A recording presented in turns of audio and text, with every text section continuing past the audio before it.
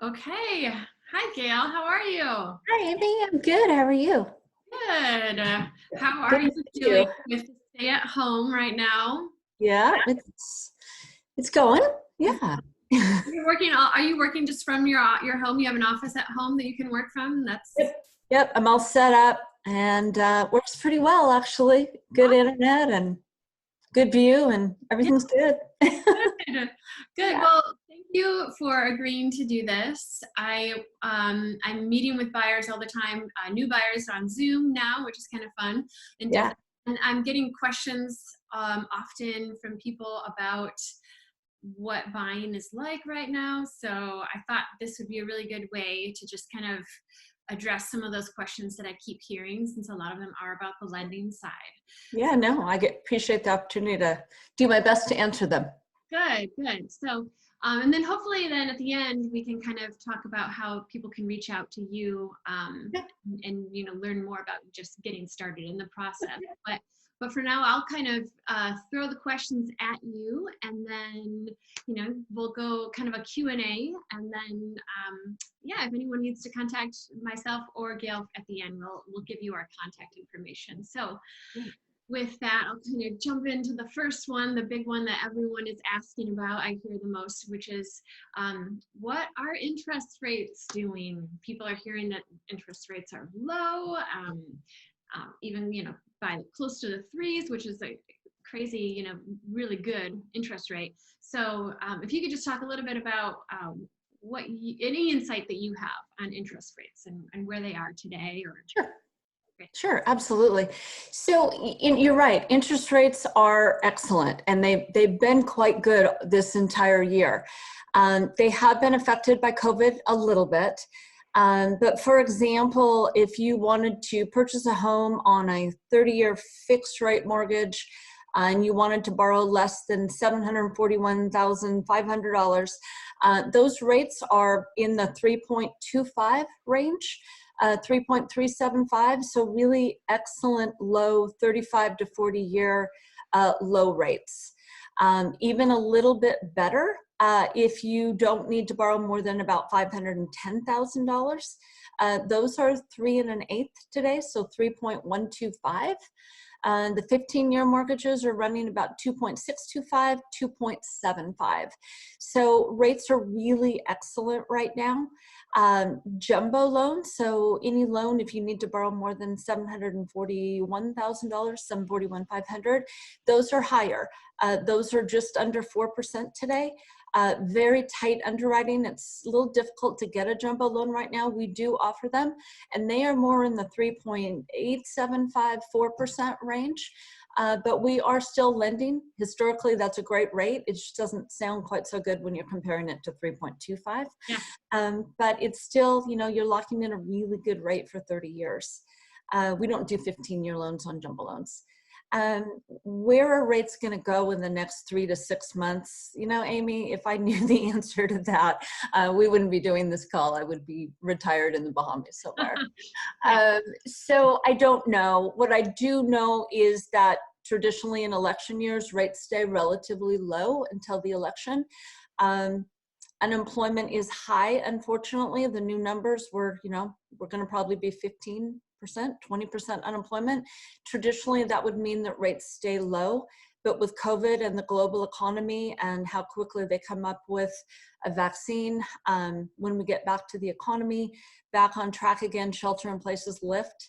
And then for how long, all of that has a huge effect on rates. So anyone that could tell you that we accurately are going to predict them really doesn't know. But I do think they'll stay relatively reasonable in the low ranges over the next 3 to 12 months. Okay. Great. That's really good to hear. Yeah. So another question that I'm hearing a lot is about credit, and people are using their credit a little bit more right now, and they don't necessarily want to hurt their credit score, but it's just inevitable that they have to Yep. use the credit card. So can you talk a little bit about how someone can keep their credit score at a good rate and not cause it to go down at all? during that time? Absolutely. We are seeing just slightly lower credit scores. One of the 5 main things that goes into determining a credit score is your usage on your credit card accounts. And right now, people need to use their credit cards, right? Especially if you're furloughed or unemployed, we're seeing a higher usage of credit. So the goal is to keep, if you can, your balance to your credit limit. So let me give you an example. If you have a $10,000 credit limit on your Visa card, if you can keep that balance below $4,000, you will keep your credit score at an optimal level. If it's not possible, it's not possible. But if you have a few different credit cards with similar interest rates, try and spread out your borrowing so you're staying below that tolerance. So that would be my first piece of advice. Now, I don't want you to take an 18% credit card and use that to try and stay below these 40% tolerances. That's just not a good financial move. So do the best you can, okay? That will have an effect. Even if you make an arrangement with your credit card company, be sure to ask the question, are you going to report me late to my credit, to the credit bureaus, right? Because a lot of people are making arrangements, but you need to read the fine print. You need to ask that hard question and think about it. If they can't guarantee that they're not going to report you as late, they should not be, but we all know things don't always happen as they should. So you don't want to have late payments if you can avoid it. You don't want to have medical bills if anyone's having any medical issues, which could be a higher chance right now. Make sure that you're not letting those bills go to collection. Make sure you're making arrangements with the providers so you don't have filed collections. Again, they shouldn't be doing that, but you just kind of want to watch that. Don't have too many people look into your credit. Inquiries are another factor that go into your credit score. So not a good time, I don't think, to be applying for new credit unless you need to apply for some zero financing just to get by, right? So make your payments on time. Try and keep your balances below 40% of the credit limits. Minimize your inquiries. Don't let things go to collection. Those are the ways to keep your credit score where it currently is or as high as you can.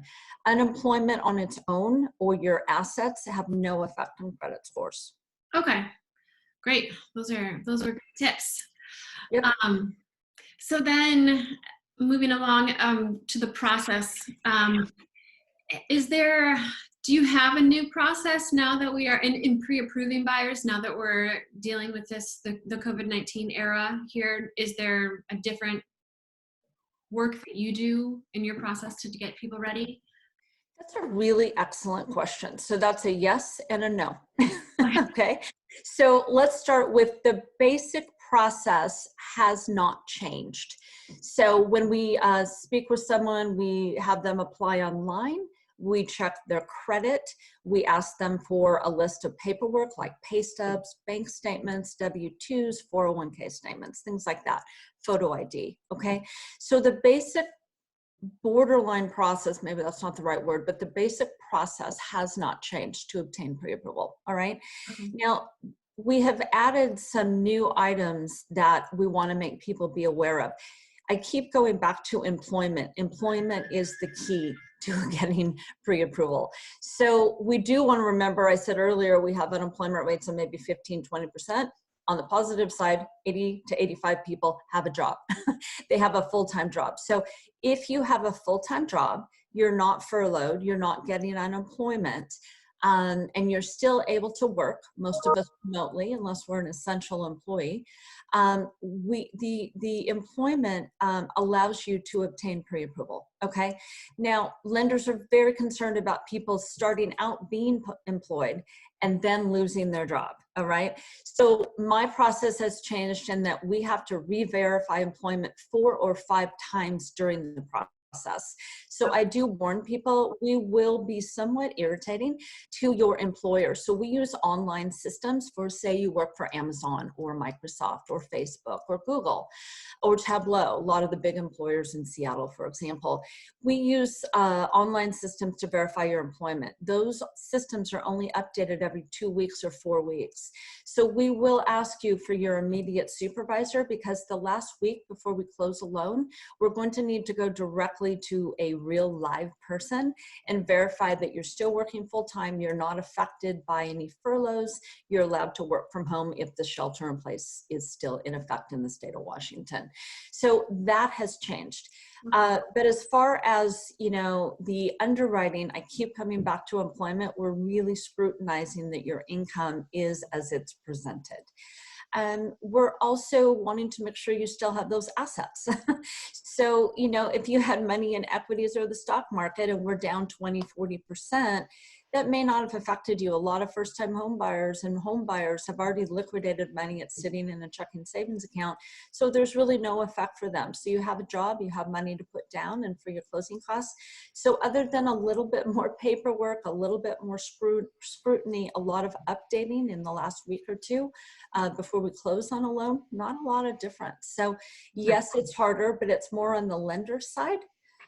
Not necessarily on the buyer's side. As long as you have the assets, as long as your credit stays the same, as long as your employment stays the same. I keep talking about employment, don't I? It's key. The process for you, other than some additional paperwork, is not going to seem that different than it would have 3-6 months ago. Okay. Did I answer the question? Yeah, Okay. very good. Very Okay. that's thorough, and it leads perfectly into the next question, which is, what happens if you have been furloughed? You know, Excellent question. employment is so important, but Yes. sometimes you can't. It's out of your control. It's out of your control. So let's just say that I had met with you maybe prior to, say, March 11th. We had put a pre-approval in place. You're getting ready to make an offer on a home, or you've already made an offer on a home, and a week in, we discovered that you're furloughed. Okay. All loan approvals are conditioned upon certain items, some of them minor, like sign a letter of explanation, you took 2 weeks off in January. Some of them are major, like your employment. Okay. So if we go and we verify and you're furloughed, all right, we cannot close that loan. It doesn't mean the pre-approval is invalidated. It just means we have to put it aside, have to put it on hold until you are back on your job. Now, I get a lot of questions. I'm getting $200 a week on unemployment, or $100, and I'm getting the federal unemployment for the next 4 months. That's $500-600. I can qualify for this mortgage. I can make that payment. I would agree with you that you can, but unfortunately, regulatory and guidelines do not allow us to close a loan unless unemployment is part of your normal compensation. Who would that be? A fisherwoman who fishes for halibut in Alaska for 3 months every summer, takes unemployment in the winter. We can trace that for 3 years. Honestly, that's less than 1% of the population in Seattle or Washington, to be honest with you. So in effect, if you're unemployed, furloughed, we need you back at work. Now, the next question you might want to ask me is, how long do I have to be back at work? Okay. Yeah. So that is not a one size fits all. So let me give you a couple examples. If you were furloughed at Boeing, there were people furloughed at Boeing, and there's some of them are going back. Okay. If you can give me verification that you are scheduled to go back June 1st, all right, and we can verify directly with Boeing, furlough is over, you're back to 40 hours a week plus in some example, okay, and you can give me that in writing. A company, a large company, you go back June 1st, we can close your loan June 2nd, okay? So it's very, very fast, all right? It doesn't always happen that way. If you're a company where we can't get that kind of direct guarantee, we're going to want to see at least one paycheck with a couple weeks pay, maybe a month's worth. And again, all of these I'm talking, this is conforming loans up to that 741,500. I'll talk about jumbos in just a minute. If you're self-employed, it's going to be harder. Okay. So I'm going to use the example of a hairdresser because I actually have this example. I have a hairdresser who has given me 2 years tax returns. She was very much on track through the middle of March for her income levels, but she's now shelter in place. She's furloughed in effect. She can't cut hair. All right, Amy, you'd probably agree that the minute they open up, one of the first things we might want to do is get our hair cut, right? All of us, men, women, right? So you'd think a hairdresser, we would be ready to close on a loan very quickly, but let's step back. We don't know what the salon's procedures are. Okay, so yes, we're all ready to get haircuts, but is it safe? Is it safe for a hairdresser? Is it safe for us? So can the hairdresser see someone every hour, back by back by back, to cut hair, for example, right? We don't know. Okay, we don't know the answer to that, and we won't know until we cautiously and carefully go back out into the world when shelter in place is lifted. So we're gonna have to see that hairdresser's receipts for probably a month, all right, to see really what is this income level, all right? We don't know. So someone who's self-employed like that, we're a little concerned about. We're gonna wanna see a month. Now, I have another client who is an optometrist, right? As soon as they go back to work and we get maybe a couple weeks worth, because there's a lot of, that's somewhat medical, right? Or dentists are another example. The state has said you can't do anything other than emergencies, right? So we can't close loan for dentists or optometrists, right? But when they go back, there's going to be a lot of medical pent-up demand for exams and things like that. Probably going to be a little faster on a bigger business, you know, if you run a business out of Costco or something, right? Probably a couple weeks, we're probably going to be okay with that because we know that's going to be set up under the retail, for example. So I guess bottom line is, it's going to be case by case. I can't give you a hard answer, but I think, you know, probably plan on a month or so for some people, maybe faster on others, especially if you work for a big corporation. Long-winded answer, but it's important. That doesn't mean you have to put the pre-approval in place, then we wait. So don't hold back if you feel that you're ultimately going to be back to work. Okay, that's good to hear. Yeah. Let's see, the other one I'm hearing a lot. Oh, well, just I guess in general is like if it takes longer to close a loan right now. You know, in the past we've done this in 30 days or less. Yeah. Going into it now, should people expect a longer timeline, or is it just business as usual? I think if we were the rest of the country, it'd be business as usual. In Seattle, we did very fast closings, Amy, as you know. A lot of times we closed like in 12 to 14 days with our competitive multiple offer situation. I would say that would be risky to try and write a contract if you were to have a client for a 12 to 14-day closing. So in that case, we're not business as usual. When this first happened, middle of March, we felt we'd go to 45-day closings. I've been extremely impressed with both lending, realtors, title companies, escrow companies, appraisers, inspectors. We've gotten quite creative. It is somewhat business as usual. So I would say we are easily closing in 30 days or less. And it's going honestly more smoothly than I thought it would be. We've been really innovative on how we've done things. Appraisers are willing to go into houses and appraise. Honestly, one thing I hadn't mentioned to you was only half of our loans right now need appraisals. The algorithms we use on the systems for Fannie Mae and Freddie Mac, and we use their software to determine loan conditions and appraisal type, we're getting waivers. So they are supporting the sales price on refinances. They're supporting the, you know, what's in the databases, the assessor's records. So we're not doing as many appraisals as we were, and that has freed up the appraisers. So some of them are not willing to go into houses, but most are. So really turn times on purchases are about the same. Everybody's done an excellent job. It's really impressive, actually. So I would say 30 days, business as usual. That's great. And just to ask too about the appraisers, is that when they are waiving appraiser or maybe a drive-by appraisal or a desktop appraisal, is that something you think they're doing just because of this situation? Yes. Then, then go back to normal afterwards? Yes, I think it'll stay. I think a lot of things we do in our personal lives now, we're all going to be washing our hands a lot more. I think that this will stay. They adjusted the software. I think we all felt 5 years from now we would not do actual appraisals anyway. So I think this has jump-started the process for a little bit of streamlining. So trying to find silver linings to this awful virus, I think we've gotten better at doing something. So yeah, I do think that will stay. And they did adjust the software, the algorithms. Wow, awesome. Yeah. Okay. Um, so a little a question about activity. I'm seeing a lot more people asking about real estate. Are you on your end? Are you seeing a lot more buyers applying for pre-approval, or what's your take on activity?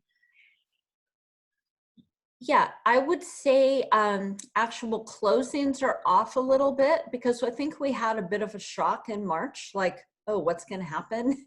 And there was maybe a week there. You probably noticed it too. You know, you guys couldn't show houses, things like that. So I think that delayed things a little bit. So closings are off. Maybe 20, 25%, really not bad. I mean, we thought we'd be off 90%.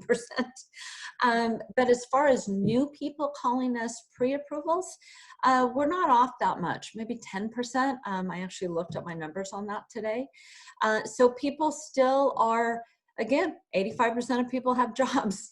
Amazon or Microsoft are still extending job offers to people that are moving here. They need places to live. So surprisingly, it's not off as much as we would have thought it would be. And actually, one thing that I'm going to call it, you know, the shelter in place motivation. A lot of us are holed up in apartments or small homes with maybe our kids or our animals or our spouse or partner or someone, right? Mm-hmm. And it's like, it's small. Yeah. And so there's a lot of personal motivation right now, I think, to get out and get into a house if you're in temporary housing or if you're in an apartment. So we're seeing a lot of motivation there and people who are like, I really want to have a house. This could happen again. You know, who knows? So no, it's much better than we thought. I don't think that's necessarily the case in the rest of the country. Yeah. But I think in Washington in particular, our area, our market, we're doing okay, you know, not to minimize the devastation of this virus, but we're doing okay. Okay. Yeah. Good to hear that too. So now I guess I want to shift gears a little bit and talk about people who are already in homes, because I do have past clients who are asking some questions. So first, two questions. So first off would be, what is all this about the forbearance? If you have any knowledge on that, what it means and how it works. Okay. I'm going to give a little disclaimer before we go into forbearance. Forbearance is on the servicing side of lending. I'm on the origination side, so I am not an expert on forbearance. Number two, we want to be careful that we're not encouraging people to do forbearance that don't really need it for many, many reasons, mostly for it's really not good for you to do that if you can pay your bills. Okay, so forbearance is for federally backed mortgages under the CARES Act. You can call your servicer and ask for a forbearance, meaning you do not have to make mortgage payments in the short term. The initial conversation was 4 months, right? Initially, they came out and said, we'll grant that to people. There wasn't as much scrutiny as some of us thought there should have been. But at the end of the 4 months, if your payments are $2,000 a month, you have to then be current and come up with $8,000. So I'm not sure if you needed forbearance where you're going to come up with that $8,000 or $12,000. So it's kind of, we're kind of scratching our heads and going, how does that really help people in need? So I do want to clarify, this is only mortgages that are backed by the federal government. So if you have a jumbo loan, if your loan is not backed by Fannie Mae and Freddie Mac, and sorry, I don't have that website. I can forward it to you later, Amy. You can go online and check and see who owns your mortgage to see if it's backed by Fannie or Freddie, or you can ask your lender that question. Keeping in mind hold times at your lender are about an hour and a half right now because people do need help. So they put this forbearance in place and they are granting it. They have now shifted that, and there is a big push, which will be, in my opinion, approved, that the $8,000 I referred to, the 4 months, will be tacked on to the back of your mortgage at the end of the 30 years or the end of the 15 years or 27 years, whatever you have left on that, because really it's not going to work. We're just going to cause more problems. Okay. So that's what the forbearance is. So key is you need to, need it. And you need to be aware that this is not free money. It's going to be tacked on to the end of your mortgage, and you're going to pay interest on that. So if you have a job, if you can pay your mortgage, my strong recommendation is pay your mortgage. The conversation has been, we're not supposed to be, lenders are not supposed to be reporting those payments late. So if you are current at the time you go into forbearance, all right, then you should not be being reported late. Personally, I'm not sure that will happen. There will be mistakes made. I think there will be changes made. And most of us in industry feel that ultimately this will affect your credit. Okay. So I think if you need help, call your lender and request forbearance if you truly need help. If you don't, my strong recommendation is don't do it. Okay. Okay. Even if you have just inquired about forbearance, even if it hasn't been put in place, most lenders currently will not refinance your loan. All right. So it means we're concerned you're going into forbearance. All right. Yeah. So don't call in, don't start the process if you don't really plan on moving forward and needing it, because it's going to mean then you have 4.5% interest rate. I can refinance you at less than 1% of that at 3.5% or whatever. And I'm going to have to say no. And that is pretty much across all lenders. Some lenders have stopped doing cash out refinances right now because people are pulling cash out of their properties and then never making a first payment on that refinance and requesting forbearance. That's not the purpose of this program. Yeah. So if you need it, truly need it, call your lender. If you don't, my strong recommendation is don't apply for it, don't take it, because it's not really free money. So do what's best for you in your personal situation. That's really good advice, because I think a lot of people just thought, hey, this is a great opportunity maybe to save some money. But like you said, it's not a smart decision if you don't need to do it. So correct. Yeah. Correct. The other question is about, you kind of touched on it for a second there, was just about refinancing. So if you are, when rates are this low, is this a good time to do a refinance? Excellent. And that kind of takes us to full circle to what do I think rates are going to do. I think it's an excellent time to do a refinance. As long as we do a financial analysis for you to make sense, it makes sense for you, right? We'll see people that come in and they want to drop their interest rate 0.25%. Doesn't make sense. You do have costs. We roll them into the loan, so they're not out of pocket, but there are costs to refinance, and it adds to the balance of your loan, and you are going to pay interest on that over time. So we want to see a break even on that refinance. So there's no rule of thumb per se. You just have to look at, it's not one size fits all. We have to look at each client and see if it makes sense. But generally, if you're dropping 0.5 point or more, especially on a larger loan amount, you should look at refinancing right now. Rates, as I said, are at 35 to 40-year low. Turn times on refinances are longer than purchases. So many of my competitors are out 4 months on a refinance, which I understand because business is up 5 times of what it was because rates are so low. We're sticking at 60 days or less, 45 days to 60 to close a refinance. And so that's important to get that done. We're doing very few appraisals because that is really helpful to not have to do that. But yeah, turn times for an approval are 3 to 4 weeks. So the systems are full on refinances, and we prioritize purchases and we prioritize pre-approvals as we should, because those are contractual. If you ever refinance and it closes end of May versus June 15th, it's not the end of the world, right? We just want to make sure we've locked you in long enough to get that loan closed. So I think it's an excellent time to refinance. I personally would not wait. I'm doing my own refinance right now. Rates, maybe they drop another 1/8, but maybe new lending guidelines come out. Again, as I said, some of my competitors are no longer doing cash out refinances. So if you really need cash out for a very legitimate reason, that's an example, right? Or self-employed borrowers, they may tighten up on how we qualify. So I'm more concerned about guidelines tightening a little bit on all loans than I am losing out on an 1/8 in rate, maybe if rates drop in June, another 1/8. So I think it's an excellent time if it makes sense for you. Okay. Yeah. Okay, great. Well, those were all of the big questions that I had gathered from my sphere and the things that I was hearing. So I really appreciate your time. I mean, I think we covered a lot of good things. You gave some really good tips on credit and how to keep that up, and about, you know, the whole process. So I would just say, if anyone wants to contact you, if you wanted to just give your email or.